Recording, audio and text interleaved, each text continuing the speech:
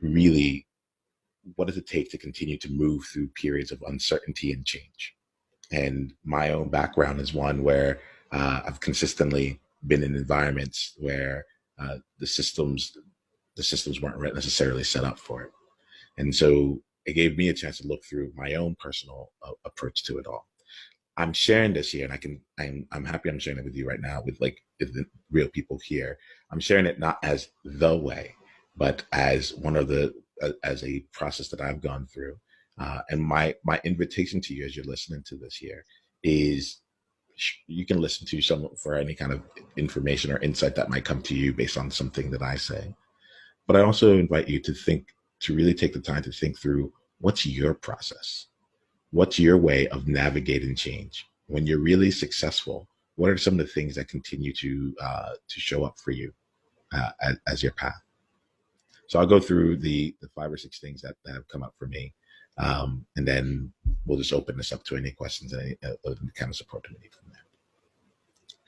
So the first one is to slow down and to really take some time. And to me, this is purely about slowing down, being able to see what the scenario is, being able to see how the new environment that I've entered actually looks like and works.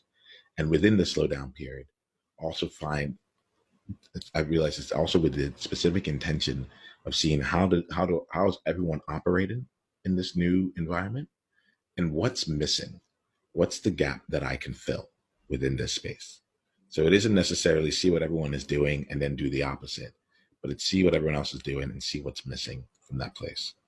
And it's really being able to slow down and take in that information from the beginning. The second thing then is for me, is to speed up. It's just, and purely just to to just take action on it. And typically in these times of James, there's a space of people looking for leadership, people looking for how do we move forward. And I think sometimes, I caught myself even in this call, I wanted to speed up first before I slowed down. And then being able to take that brief period of orientation and then taking some massive action around it based on whatever it is that is available. That starts giving us new information as to how, starts giving me new information as to how to truly navigate and see where the real value lies. The third thing for me is coming together. So in any environment that I end up in, one of the ways that I'm able to continue to navigate that is that I am someone who quickly brings people together. And in a sense becomes like, I can see myself, I'm trying to think about it, and I'll just say what's on my mind, become the mayor of the experience. And through that, all of a sudden build clout, build, like it's my way of being able to navigate this and know who all the pockets are, the people are, and to be able to create value internally within those groups, as well as to also establish myself as someone that can help others get to where they need to get to throughout this period. The fourth thing is to serve. And that's to get into a place of, okay, now that everyone's together, how can I actually continue to contribute to this environment? What does service look like? Since I've slowed down, I've typically been able to see what's missing and how can I actually serve to that, but come from a place of serving what is necessary in that environment. You're going to see that. I find that's just the way I choose to operate in these changes here. And I think part of that is due to my experience as a consultant.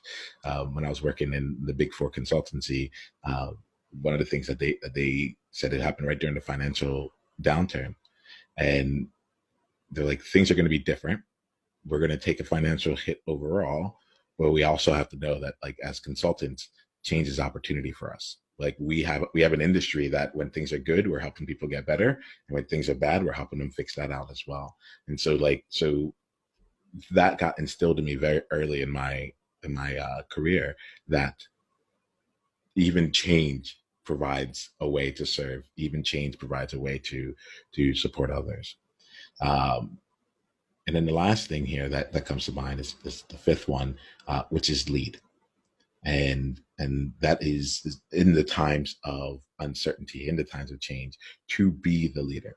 Now, that last part, I think, as times have grown for me, it's taken different levels of depth.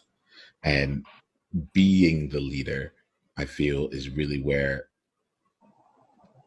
the true crux of it lies. There was a time where I was acting like the leader, and I was doing the leadership things.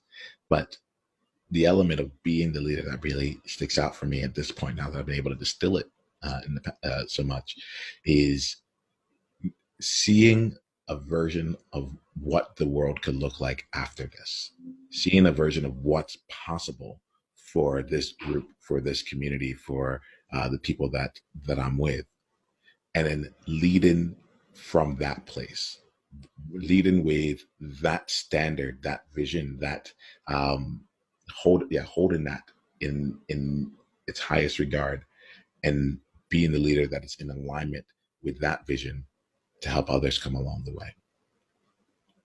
So for me, that's my personal path: to slow down, to then speed up, to bring people together, to serve, and then to lead.